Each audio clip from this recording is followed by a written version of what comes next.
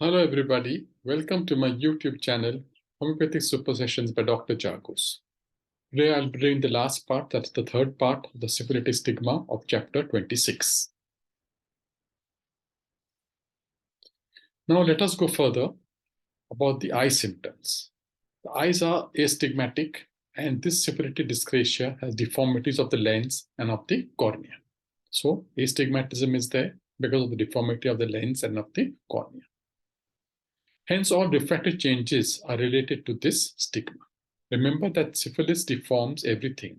Sora alone and by itself never causes deformities, but in the combination of the two, we find a great many deformities. So please remember, Sora alone will not cause any deformity, only when it is combined with the syphilitic dyscrasia that the deformities will occur. Ulceration is the mark of the syphilitic. So hallmark of syphilitic miasm is ulceration. You will find it in these patients, ulceration of the cornea and ulceration of the lids. A peculiar reaction of these patients is that they are intolerant of artificial light. So this is another important eye symptom, intolerant of artificial light. You will hear them say that they cannot read or work by artificial light. This corresponds with the period of aggravation of the syphilitic miasm. Ptosis of the lids and neuralgia of the eyes and head come under the syphilitic group. The neuralgias aggravated at night and from heat, discharge from the eyes in this condition are greenish or greenish yellow in color. This is also present in psychotic people or in people with the tubercular troubles. Granulation of the lids as well as styes are of the tubercular type. In babies and children and young people under 20 years of age, you will often find widely dilated pupils. This is an indication of the tubercular diathesis. Now the nose symptoms. In the syphilitic dyscrasia, the sense of smell is lost and nose bleeds very easily, especially when there's a complication with sora in the pre-tubercular stage. The pre-tubercular child will have hemorrhages from the nose at the slightest provocation. At the same time, they are subjected to severe headaches, but the hemorrhage relieves the head symptoms. Acne indurata also present on the nose.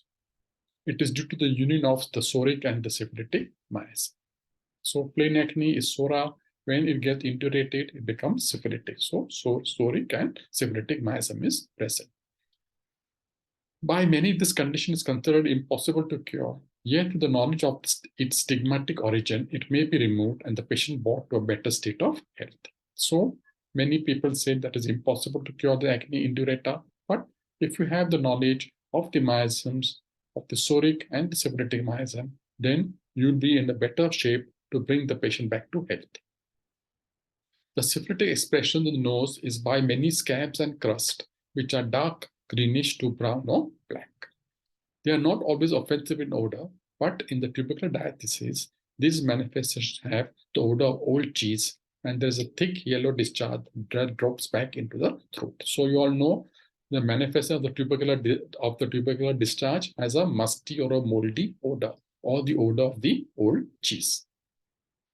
An important cardinal sign is that of destruction of the tissue. So the syphilitic miasm, you are getting destruction, degeneration, ulcers, atrophy, and paralysis. It is the only stigma in which the bones of the nose are destroyed. Infants and children who have snuffles are manifesting either the syphilitic or the psychotic taint.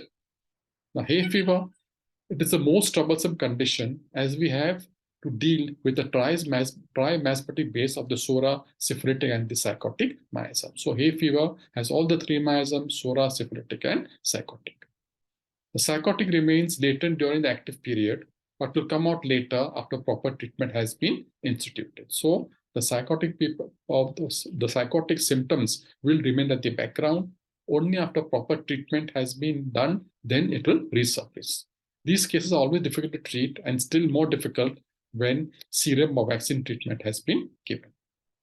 In the tubercular diathesis, there are circumscribed red spots on the cheek of the adult or children before any other manifestations show themselves. There are also hot flushes other than that of the climatic period.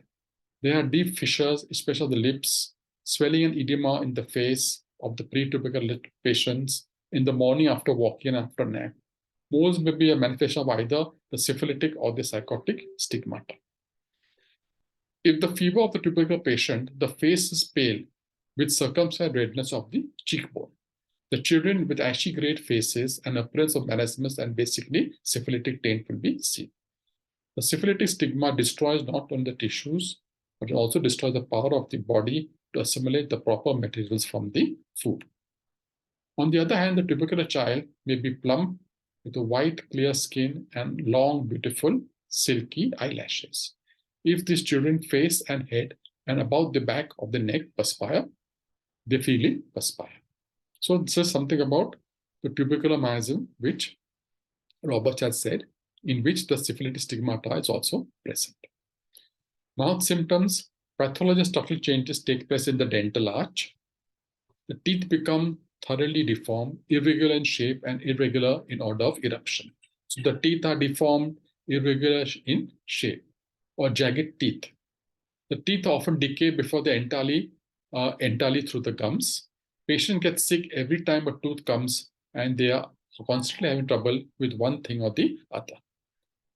Like persistently taking a cold, persistently having an upset stomach, extremely susceptible to any change in the weather. So also, these are other symptoms. Besides taking cold, stomach upsets, and susceptible to change in weather. They have large flabby muscles and they develop large cervical glands. So even the cervical glands are indurated or enlarged. The adenoid tissue is always involved and the enlarged tonsils are a prominent manifestation. Actual ulcers occur in the mouth, metallic taste in the mouth, and in tubercular type, there's putrid sweet taste in the mouth.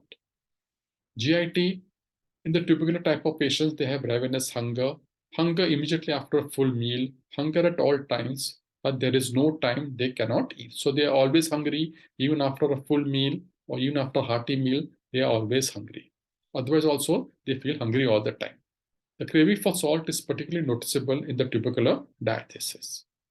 There is much craving for unaccountable things like craving for acids, sweets, longing to chew chalk, lime, pencils, craving for indigestible things. Particularly prone to crave spirituous liquors.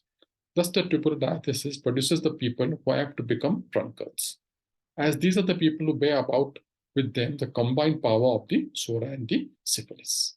So these are the cravings and aversions which you have to remember.